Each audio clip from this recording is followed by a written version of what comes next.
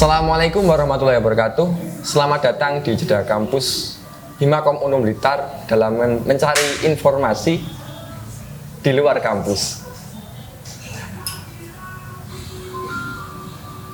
Kali ini kita kedatangan tamu spesial, yaitu Pres Bahrin. Mantan ya? Oh mantan. Untuk itu sebelumnya semoga mengeluarkan diri dulu. Siap, nggih. Terima kasih Mas Abid selaku moderator ya. Teman-teman semuanya Himakom yang saya hormati, yang saya banggakan, yang saya cintai juga. Semua mahasiswa khususnya ilmu komputer yang saya banggakan tetap berjuang di kala masa-masa sulit ini. Oke. Pertama-tama saya ucapkan syukur alhamdulillah pada kesempatan kali ini saya pribadi di sini dapat datang dalam keadaan sehat walafiat tanpa kekurangan satu hal apapun. Tak lupa selawat serta salam tetap tercurahkan pada junjungan kita Nabi Agung Muhammad Sallallahu Alaihi Wasallam, yang mana kita nantikan syafaatnya menjauhil hada ila yaumil qiyamah. Amin amin ya rabbal alamin. Ya, Mas Afid, nggih, terima kasih saya sudah diundang di sini. Mohon maaf yang besar-besarnya karena ada sedikit kendala, saya datangnya agak telat. Mohon maaf. Gak apa-apa. Nggih. Santai, Mas. Jadi kalau bilang perkenalan nggih. Saya itu namanya Barin. Nama panggilannya Barin. Nggih. Nama panggilan Barin. Nggih. Nama Barin. Nama lengkapnya Barin Rizky Waridon. Oh, nggih. Itu nama dari ibu. Karena bapak nggak pernah buat nama. Namanya semuanya dari ibu niku. Saya kelahiran Surabaya. Tanggal 8 April tahun 1999. Iya. Nggih, tepatnya hari Kamis kalau nggak salah itu. Di atas ranjang juga tepatnya. Pasarannya apa Mas? Nah itu saya kok kurang tahu. Oh, kurang tahu ya. Kurang Jawani berarti. Oke. Terus apalagi ya? Saya alhamdulillah saat ini sedang melaksanakan kuliah. Yang alhamdulillah sudah selesai di Unum Blitar. Oke, tepatnya juga mengambil program studi S1 ilmu komputer. Sebelumnya juga pernah bersekolah di SMA, di SMP juga di SD. Saya nggak pernah bersekolah di madrasah. Saya semua sekolahnya sekolah formal itu. Oh iya. Di apa itu namanya, keilmuan tentang NO, keilmuan tentang apa itu namanya, tentang keislaman yang lebih mendalam itu saya dapat di Unum Blitar ini. Oke. Oh iya. Terus pripun? SD di mana, Mas? Oke, SD saya itu di Surabaya. Oke. Jadi saya mulai dari TK, SD di Surabaya semuanya, baru beranjak SMP itu saya pindah ke Blitar. Oke. Beranjak ke Blitar itu pertama kali di mana, Mas? Ya. Apa ya? Yang namanya perubahan sosial, perubahan kebudayaan dari masyarakat itu sendiri ya. Walaupun jaraknya itu cukup dekat antara Blitar dan Surabaya, tapi yang saya rasakan pribadi itu waktu itu memang sedikit ada tabrakan kebudayaan lah kasarannya. Tabrakan kebudayaan nggih. Memang karena apa itu namanya? Budaya di Surabaya itu kan terkenal orang-orang yang keras. Oh iya. Orang-orang yang kasarannya kalau bicara itu ya ceplas-ceplos, misu ya sak sire dhewe ngono kae. Lah ketika berada di Blitar ini baru yang saya rasakan ada sedikit perbedaan ngoten. Piye carane karo wong niku alus. Nggih. Terus mari ngono ya rada piye ngono lah kasarane. Sing biasane kon ya toh kon jancuk, nanti saiki dadi kowe karo jancuk. Astagfirullahaladzim. Jadi seperti itu. Ya banyak lah apa kasarannya itu. Pertama pengalaman gitu. Pengalaman yang saya dapatkan mulai dari saya di SD sampai saya di Blitar ini, di Surabaya dan di Blitar, ternyata memang membentuk karakter diri pribadi saya sendiri seperti ini ngoten. Jadi seperti itu intinya. Cukup sulit nggak Mas menyesuaikan diri dari pindahan Surabaya ke Blitar ini? Bisa dikatakan sulit, bisa dikatakan tidak, karena waktu itu kan memang masih kecil Mas. Saya masih SMP dan itu baru lulus SD. Dalam artian mengerti tentang kasarannya pergaulan ya, terus mari ngono kekancan karo koncon ya umume cah cilik ngono kae. Jadi bagaimana teman-teman waktu masa kecil itu ya sedikit banyak apa kasarannya tidak bisa menerima keberadaan saya pada waktu itu loh nggih. Pada waktu itu masih belum bisa menerima, ya bisa menerima tapi hanya segelintir orang saja, karena memang yang saya rasakan dulu itu banyak dari teman-teman saya itu menganggap bahwa saya itu orang luar ngoten. Terutama waktu di SMP. Jadi orang luar, masih orang Surabaya, orangnya ya seperti itu. Nggih, betul, Akhirnya ya lambat laun karena memang nggak mau, saya pribadi orangnya kan nggak mau bersikap introvert dan juga nggak suka bersosial ngoten niku. Akhirnya ya saya berusaha untuk bangkit dari situ. Mulai dari masuk SMA, mulai dari masuk kuliah sampai sekarang. Oke, untuk materi kali ini tentang keorganisasian Mas. Sebelum masuk ke pertanyaan yang sudah saya siapkan, Siap. BTW organisasi itu apa sih Mas? Organisasi itu apa? Oke, siap. Ini saya ambil dari pengertiannya yang saya baca dulu, ada bukunya miliknya siapa itu namanya? Charles siapa itu saya baca dari Perpus, saya lupa, itu dia seorang CEO perusahaan di Amerika Serikat, saya lupa namanya. Itu beliau mengatakan seperti ini, bahwa organisasi itu adalah sebuah perkumpulan orang. Iya. Kalau secara teori ya, sebuah perkumpulan orang yang meleburkan diri menjadi satu untuk membentuk suatu tujuan. Nggih. Jadi seperti halnya kita di Himaprodil Ilmu Komputer ini ya, Himakom ini. Kita terdiri dari berbagai banyak unsur orang, terdiri dari berbagai banyak yang namanya latar belakang. Dari orang pekerja, orang pondok, terus kemudian orang kupu-kupu dan yang lain sebagainya itu kan. Melebur menjadi satu. Melebur menjadi satu untuk membentuk suatu visi ke depan, tujuan ke depan, mau apa ngoten kan. Kita sebenarnya di sini berkumpul ini mau apa? Itu yang coba saya dapat dari buku yang coba saya baca kemarin itu waktu di perpustakaan. Ternyata ada pengertian seperti ini ya, ternyata organisasi. Bahkan Pak Karno pun juga pernah menyebutkan dalam bukunya Cindy Adam itu, yang ditulis oleh Cindy Adam, bahwa negara yang saya bentuk ini bukan negara untuk bukan negara untuk Rusia, bukan negara untuk siapa kasarannya, bukan negara untuk diri saya pribadi ataupun bukan untuk siapa saja, tapi negara untuk rakyat kan, seperti itu. Artinya apa? Artinya negara yang meleburkan diri kepada semua elemen yang ada di Indonesia itu sendiri, yaitu siapa? Rakyat, ngoten.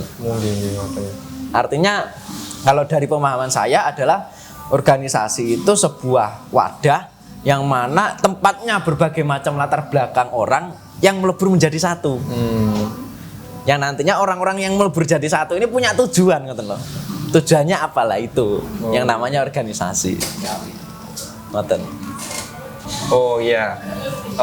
Dalam organisasi ya kan.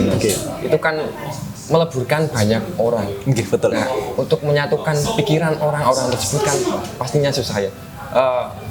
Bagaimana supaya organisasi itu berjalan dengan optimal dengan beda-bedanya orang di situ? Siap. Perlu adanya yang namanya manajemen. Perlu ada yang namanya manajemen. Dalam artian manajemen itu apa? Manajemen itu artinya mengatur semua yang ada di dalam organisasi. Gitu. Mengatur semua yang ada di dalam organisasi. Mulai dari orang, mulai dari program kerja, mulai dari kendala, mulai dari peluang, mulai dari ancaman dan juga yang lain sebagainya itu. Artinya itu perlu di manajemen. Jadi sebuah organisasi dibangun dengan baik ya kan, dalam artian mulai dari awal, seperti halnya Himakom ini dibentuk mulai dari awal dengan pembentukan yang namanya pemilihan ketua kan kasarannya. Kita awal membentuk sebuah organisasi Himakom dengan melakukan pemilihan ketua. Artinya apa? Artinya kita butuh yang namanya stakeholder dan juga pemimpin di sini. Seorang pemimpin yang mampu menjadi pendorong utama atau pintu utama dalam membuka manajemen itu tadi. Harus ada orang yang bisa pintar mengatur. Betul. Jadi itu yang pertama. Ketika pemimpin itu sudah ada gitu, otomatis pintu pertama dalam mengatur mengelola organisasi yang baik ini akan menjadi timbul di situ sedikit demi sedikit. Artinya apa? Pemimpin butuh yang namanya pembantu. Seperti halnya wakil, bendahara, sekretaris, kemudian seksi-seksi bidang-bidang ataupun biro-biro yang lainnya. Nah itu bentuk manajemen. Setelah itu muncul apa yang dimunculkan selanjutnya, yaitu visi ke depan. Cita-cita ke depan kita mau apa? Ketika kita sudah kumpul, kita sudah melebur, gitu. Kita mau tujuan apa yang kita bangun, ngoten. Artinya itu. Jadi seorang pemimpin membuka jalan utama dengan dibantu oleh semua anggota-anggotanya dan juga yang lainnya itu tadi. Jadi bukan hanya pemimpin ya? Bukan. Itu cuma awal. Pemimpin itu cuma membuka pintu awal dalam sebuah pembangunan organisasi yang optimal. Jangan membebankan semuanya kepada pemimpin, bebankan semuanya kepada diri sendiri. Oh, iya. Gitu. Karena organisasi tidak akan bisa berjalan kalau mana semuanya tergantung akan pemimpin. Iya, pasti. Memang pemimpin bertanggung jawab, namun kembali lagi ketika kita menjadi sebuah organisasi yang mana saya katakan tadi bahwa sekumpulan orang yang melebur menjadi satu. Bukan hanya cuma segelintir orang, tapi sekumpulan orang melebur jadi satu. Semua anggota. Nggih. Iya. Artinya setiap orang punya tanggung jawab akan organisasi itu sendiri. Jadi seperti itu. Oh iya. Agar membentuk organisasi optimal perlu adanya manajemen. Pintu utama membuka manajemen ya ada di pemimpin. Langkah awalnya berarti Betul. pemimpin. Oh iya. Jadi secara sistem yang kita bangun mulai dari sistem kenegaraan kan juga seperti itu. Negara ini dibangun dengan adanya yang pertama itu dasar undang-undang dan juga apa itu namanya dasar negara kan. Terus kemudian dibentuklah yang namanya pemimpin. Yang mana dipimpin oleh presiden dan wakil presiden. Setelah itu baru membangun sistem-sistem yang lainnya seperti hanya kementerian, seperti hanya lembaga ngoten. Di lingkup Himaprodi pun juga seperti itu. Pertama kali kita bersama dengan Pak Indra yang kemarin juga ada di bincang-bincang hari ini ya, Iya. kita juga membuat yang namanya aturan di sana, ADART, kemudian anggaran dasar, anggaran rumah tangga. Baru setelah itu membentuk yang namanya pemimpin. Nggih. Sistem yang dibangun. Iya, jadi langkah awal itu kan memilih pemimpin. Nggih, betul sekali. Pemimpin yang sekiranya apa ya? Bagus lah mungkin. Bagus untuk dalam memanajemen sebuah organisasi itu seperti apa? Oke, siap. Kalau dari pandangan saya pribadi, ini berdasarkan yang disebutkan oleh Prof. Zainuddin, mantan rektor kita itu, bahwa ada 3 kriteria pemimpin. 3 kriteria pemimpin yang harus dimiliki. Yang pertama itu keberanian. Keberanian. Oke. Pemimpin itu harus berani.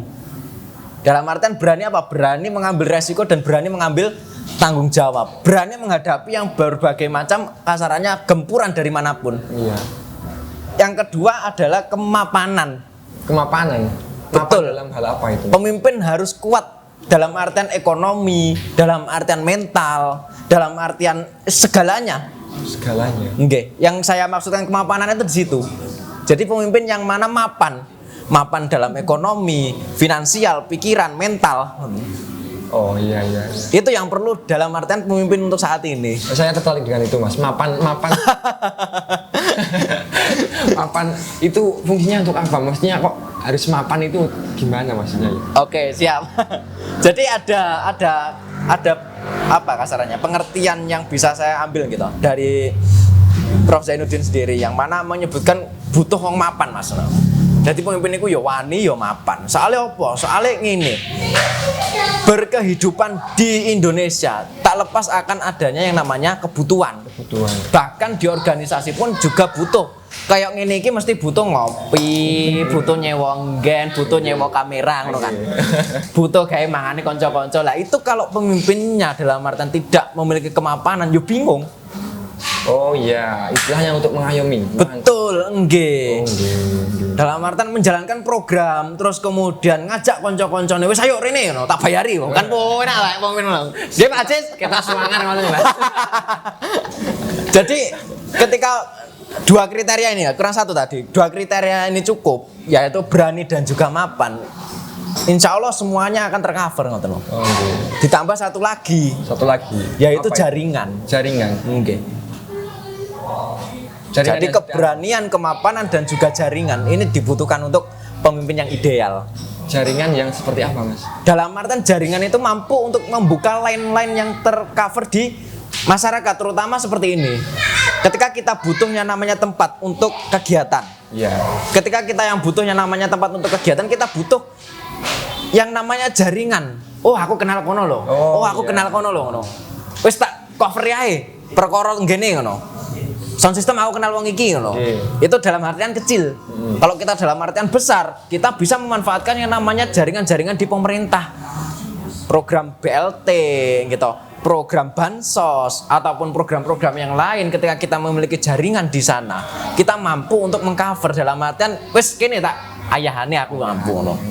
Artinya butuh jaringan itu butuh yang namanya keyakinan di sana. Dan juga kepercayaan antara satu pihak dengan pihak yang lain. Jadi itu pemimpin yang ideal dalam membentuk sebuah organisasi harus ada 3 menurut Prof Zainuddin itu. Berani, mapan, sama punya jaringan. Oh iya. Niku. Oke. Cek apa? Bentar Mas. Apa tadi Mas? Perkara apa kayak mau? Pemimpin. Pemimpin yang ideal. Aduh. Oke, pemimpin ideal itu mempunyai 3 kriteria. Menurut siapa tadi Mas? Pak Prof Zainuddin. Pak Prof Zainuddin yaitu keberanian, mapan dan relasi ya Mas. Betul. Jaringan. Oke. Oke, kita lanjut ke pertanyaan selanjutnya Mas. Dalam memimpin, ya masih ada sangkutnya lah Mas. Dalam memimpin itu kan gimana ya? Kita harus pintar-pintar mengatur waktu.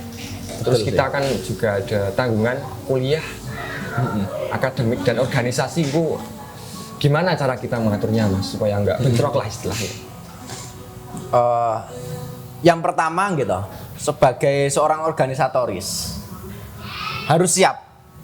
Artinya harus siap apa? Harus siap apapun kondisi yang terjadi ketika di akademik. Entah nanti akademiknya tidak terlalu baik ataupun akademiknya bisa ditolong dengan organisasinya, alhamdulillah. Alhamdulillah. Artinya apa? Artinya jangan dibuat ribet gitu. Ketika teman-teman berada di organisasi, teman-teman kok juga kuliah gitu, apalagi juga kerja. Itu kan luar biasa malah. Luar biasa. Jangan dibikin ribet, tapi pikirkan dalam diri kalian masing-masing bahwa waktu itu ada 24 jam gitu. Waktu itu ada 24 jam. Yang mana pagi, siang, sore itu mesti bisa dibagi. Gitu. Pagi, siang, sore mesti bisa dibagi. Nah, ketika menjadikan skala prioritas organisasi, berarti otomatis yang diprioritaskan yang kedua itu adalah organisasi dan kuliah dan kerja. Iya. Ataupun memprioritaskan kerja, berarti yang nomor 2 dan 3 kan adalah organisasi dan juga kuliah. Nggih. Artinya mengatur waktu itu kembali lagi kepada diri sendiri. Nggih. Saya pribadi dari pengalaman saya waktu menjabat sebagai ketua KPUM kemarin. Iya. Itu saya masih bekerja di Telogong gitu, bekerja di Telogong dan juga masih aktif di organisasi ekstra kampus, aktif di organisasi PMII waktu itu Mas Yan. Dan di situ saya pun masih menikmati dalam artian saya sebagai seorang organisatoris saya bisa mengalami ini, saya bisa apa kasarannya melalui kegiatan-kegiatan yang bisa saya prioritaskan gitu loh. Iya. Mana yang lebih didahulukan dan mana yang diakhiri. Oh, kegiatan kerja saya pagi sampai siang, artinya setelah itu saya bisa melaksanakan kegiatan yang lain gitu loh. Oh, kuliah saya ambilkan sore aja. Alhamdulillah di Unum Blitar ada kuliah sore. Oh, setelah itu berarti di selang-selang antara siang dan sore ataupun malamnya saya bisa aktif di organisasi. Bahkan untuk saat ini pun saya juga dalam artian melepaskan yang namanya kuliah, melepaskan yang namanya organisasi, namun saya berusaha untuk mencari kegiatan yang lain gitu. Akhirnya alhamdulillah dari pengalaman yang saya ambil, saya coba untuk masuk ke dalam dunia pertanian untuk saat ini. Jadi saya di rumah budidaya jamur itu. Budidaya jamur? Di rumah budidaya jamur. Artinya apa? Artinya mengcover dari kegiatan saya yang terlalu banyak itu tadi. Oke, mengatur waktu. Mengatur waktu itu tergantung pada diri kita masing-masing ya. Nah, kalau menurut saya kita dalam mengatur waktu itu kan butuh yang namanya tanggung jawab. Bener sih. Bener nggak? Bener. Nah, gimana sih cara kita melatih tanggung jawab tersebut? Melatih tanggung jawab ya. Soalnya ngaca pada diri saya sendiri, saya kurang mas. Orang kurang, urung paling. Oh iya, mungkin belum ada. Melatih tanggung jawab. Iya. Saya pribadi melatih tanggung jawab itu karena memang saya berangkat dari organisasi ya. Di organisasi kan kita dituntut yang namanya adanya sebuah kegiatan, adanya sebuah program kerja, adanya sebuah hal yang bisa dikatakan menghidupkan organisasi itu sendiri, ngoten.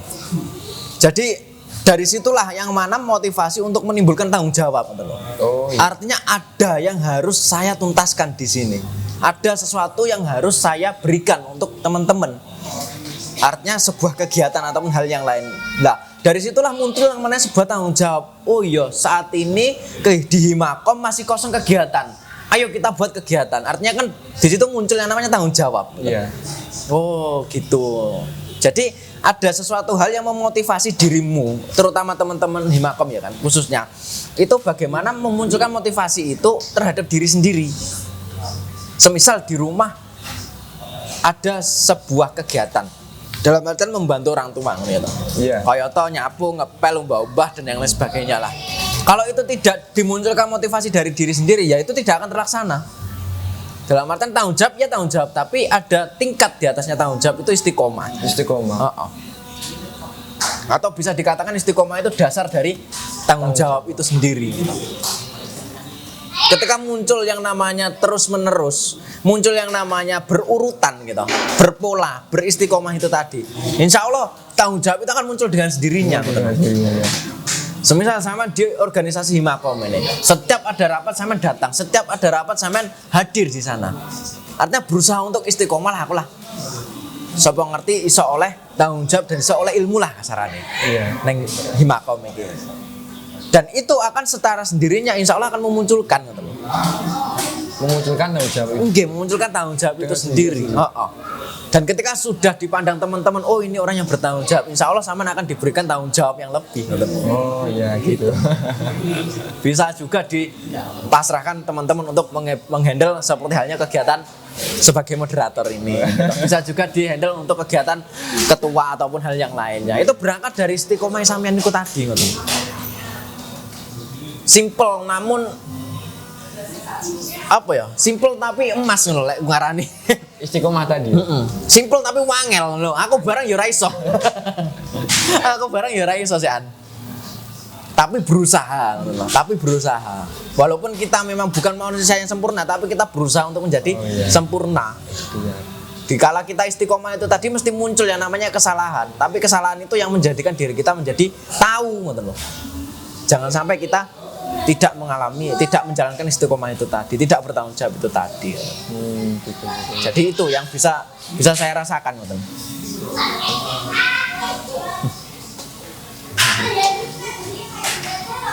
Seperti itu.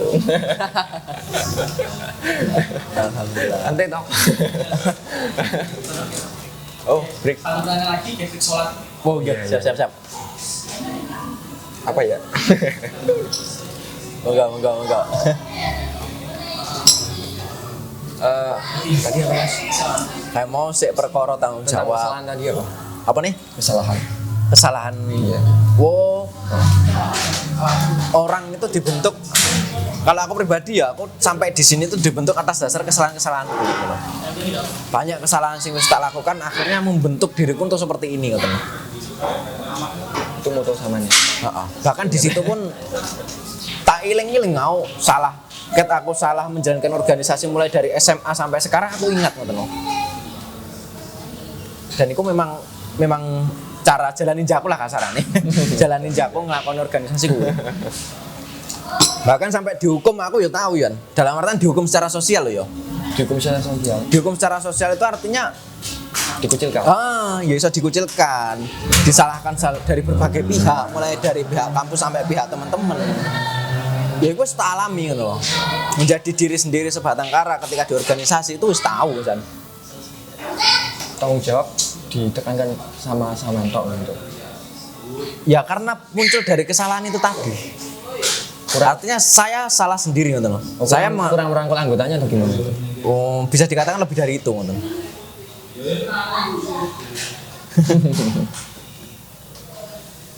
Saya pemimpin itu wis gak luput teko salah. Melaku titik ternyata kebijakannya nggak sesuai karo apa sing dirapat nih, wis kabeh sak anggotane ngalih kabeh barisane. Itu bisa terjadi. Kalau boleh tahu Mas, organisasi apa aja yang pernah sama ikuti? Nggih. Aktif berorganisasi saya itu mulai dari SMA. Nggih. SMA saya ikut organisasi OSIS. Tepatnya di SMA 1 Stojayan. Terus kemudian beranjak setelah SMA itu saya sebenarnya sudah mencari-cari yang namanya organisasi di kampus itu sejak SMP. Sebenarnya ketika di kampus itu ada organisasi apa sih ngoten? Lah, Udah mencari-cari nggih. dari SMP itu. Nggih. Pada saat itu diberitahu sama guru saya ada yang namanya organisasi BEM. Nah, penasaran. Mulai dari itu muncul penasaran. Oh, BEM ya organisasi ning di kampus iku. Akhirnya pada saat pertama kali masuk Unum Blitar, berhubung Unum Blitar juga baru berdiri pada waktu itu, memang organisasi yang ada hanya organisasi BEM DPM kalau nggak salah. Hanya masih belum ada karena memang mahasiswa angkatan pertama itu kan kalau nggak salah kurang lebih nggak sampai 100, 60 kalau nggak salah dulu itu. Akhirnya yaitu adanya organisasi BEM, saya coba langsung masuk untuk melanjutkan kasarannya aktivitas saya di SMA dulu, saya lanjutkan untuk di perkuliahan. Gitu. Alhamdulillah pada waktu itu saya masuk di BEM, saya menjadi anggota di BEM pada waktu pertama kali semester 1 itu sampai sekitar semester berapa ya? Semester 4 kalau nggak salah. Sampai semester 4 itu saya baru kasarannya lengser lah. Lengser atau BEM. Lengser selesai berorganisasi di BEM. Akhirnya langsung melanjutkan lagi organisasi di ekstra kampus. Yang mana pada saat itu saya mengikuti organisasi PMII. Itu diberi amanah sama Pak Kom Niam, Mas Niam, Ketua Komisariat PMII pada kesempatan itu, saya untuk menjadi wakilnya beliau.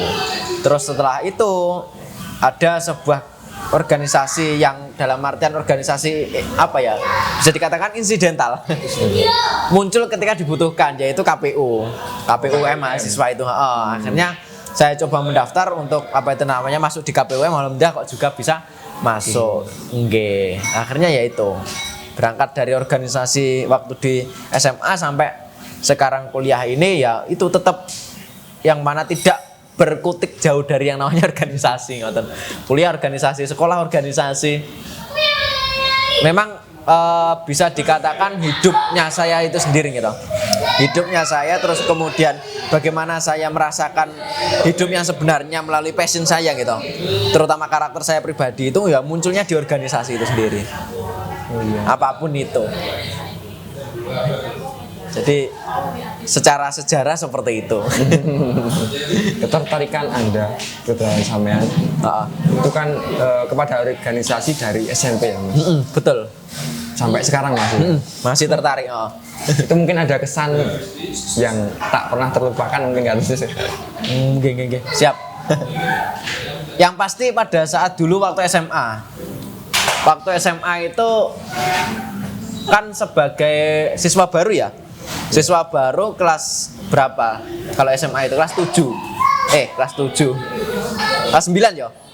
Nah, kelas 9 SMA itu kelas 1 SMA pada saat itu memang ada pencalonan untuk pemilihan OSIS di SMA. Pemilihan OSIS. Nggih. Ketua OSIS. Bukan pemilihan OSIS biasa ngoten. Ya kasarannya melu-melu lah, kok sok pengerti sok melbu.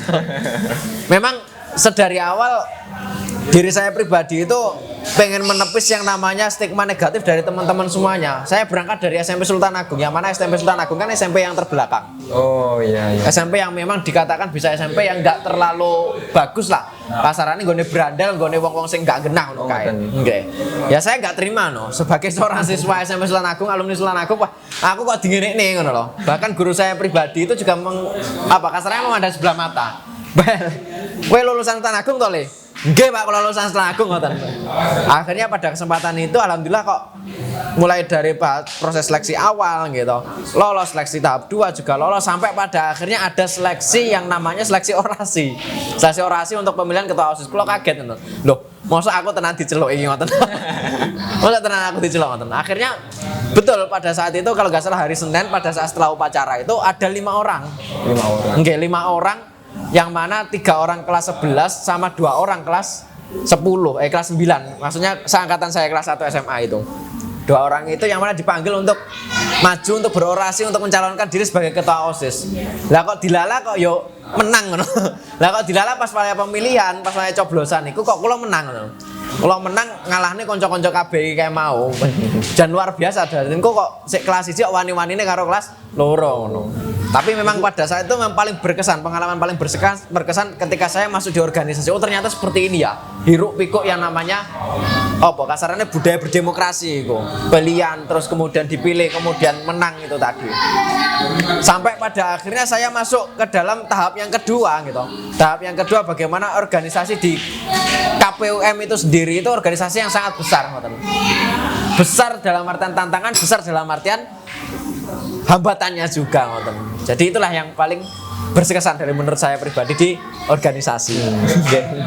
Oke, sebagai alumni Himakom juga BEM eksekutif BEM bentar. Dan eksekutif mahasiswa. Enggak apa. Enggak diulang, Mas. Ketok lucu.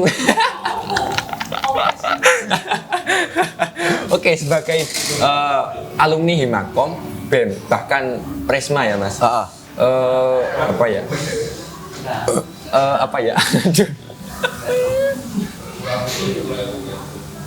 Oke, sebagai alumni Himakom, BEM juga Presma ya, Mas. Sebenarnya pengalaman-pengalaman yang kita dapat di dalam sebuah organisasi itu bakal kita bawa kemana ya, Mas, kira-kira? Atau kita bagaimana kan? Intinya nyiap nih Panggan. Jadi setiap apa yang kita tandur gitu, setiap apa yang kita tanam pasti akan kita benihkan, pasti akan kita petik kasarannya nenggone kemudian hari. Artinya ketika sampean saiki fokus nang Himakom gitu, terus sampean berusaha aktif nang organisasi Himakom ataupun organisasi yang lain lah. Iya. Iku sampean sing jenenge nandur ngoten lho. Nandur apa ya? Nandur pengalaman, ya nandur jaringan, ya nandur apa iku jenenge kasarane ilmu sing iku gak didapatkan ning gone kampus utawa akademik kelas kuwi kayak mau ngoten lho. Iya. Jadi pengalaman yang terutama saya dapatkan ketika saya berorganisasi entah itu di Himakom ataupun di BEM dulu gitu. Itu memang betul-betul pengalaman yang tidak saya dapatkan di kelas gitu. Teman-teman semuanya terutama teman-teman ilmu komputer memang kita sebagai mahasiswa Ilkom itu disibukkan dengan yang namanya tugas dari dosen sendiri itu tugas tentang babakan ilmu komputer mulai dari ngoding, program, terus buat robot ataupun hal yang lainnya lah yang berkaitan dengan ilmu komputer. Itu tetap dijalankan dengan seperti biasanya gitu loh. Artinya tidak meninggalkan hal-hal yang fundamental dari kita sebagai mahasiswa. Namun ada hal lain yang perlu kita siapkan, pengalaman-pengalaman yang perlu kita siapkan untuk terjun di ombak besar sing jenenge kehidupan kuwi kayak mau. Yaitu lewat organisasi, lewat organisasi kuwi kayak mau. Banyak sekali pengalaman, wis toh, enggak kurang-kurang. Pokoknya sing jenenge kuwi kayak mau. Tanggung jawab ya toh. Dari mana tanggung jawab bisa muncul dari kita beristiqomah untuk melaksanakan tanggung jawab itu sendiri. Ketika ini nanti sama lakukan dengan betul-betul, insya Allah yang lainnya gitu, mulai dari lingkungannya samian, pengalamannya samian, hal-hal lainnya yang membentuk diri sampean pribadi itu nanti akan muncul ngoten.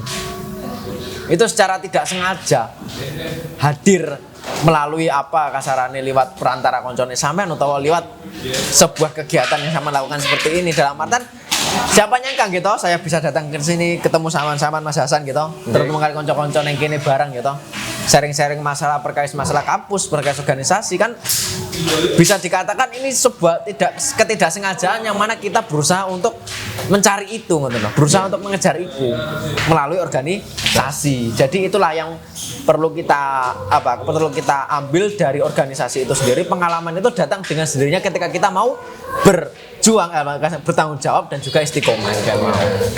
Ngoten. Saman kan pernah menjadi Presma ya, Mas. Benar. Sebagai seorang pemimpin ya, Mas. Dalam menyikapi anggota-anggotanya itu harus bagaimana? Juga sebaliknya anggota mungkin menyampaikan kritik saran kepada pemimpin itu sebaiknya harus gimana? Siap. Oke. Sebagai pemimpin nggih. Nggih. Dulu itu pernah suatu ketika pas rapat PMB kalau nggak salah.